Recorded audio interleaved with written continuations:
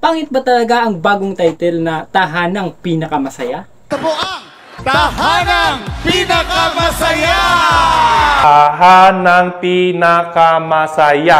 Pangit talaga eh.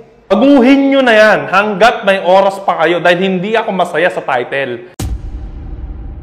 Wala pong personalan, Yorme. Ang hirap tandaan eh. Tahanang Pinakamasaya. Ang pangit eh.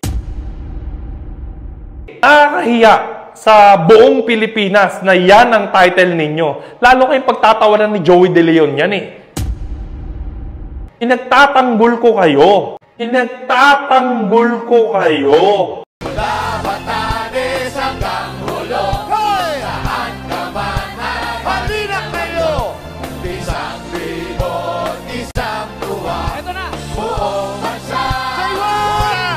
Eat Bulaga! Para sa isang dating noontime show na dating Eat Bulaga, ang mga manunood at mga netizen ay hindi masyadong natuwa sa bagong title ng noontime show Nina Paulo Contes, Buboy Villar, Isko Moreno mula sa Eat Bulaga. Tuloy ang Pasko na pinakamasaya! Dito lang yan sa Tahanang Pinakamasaya! Teka. Hindi yan ang title natin. Ito po ang Tahanang Pinakamasaya! Ay pinalitan na ng Tape Incorporated na Tahanang Pinakamasaya matapos silang mag-away sa isang kaso patungkol sa kung sino ang tunay na may-ari ang trademark na pinakamatagal nang tumatakbo sa noontime show dito sa Pilipinas na yan ang Eat Bulaga. Ang Eat Bulaga ay unang na-ere noong July 13, 1979 kaya ngayong 2024 halos nasa 45 years na ito. Siyempre, yung mga nagdalo rito, maraming salamat. At yung mga suki natin sa kanilang mga bahay, ito po ang alay namin sa inyo sa araw na ito sa aming second anniversary presentation ng Eat Bulaga.